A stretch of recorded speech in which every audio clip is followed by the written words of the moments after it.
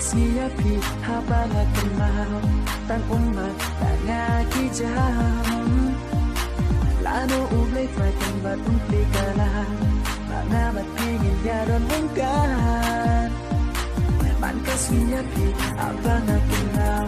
Tang umat tanga kijam Lano ublay fighting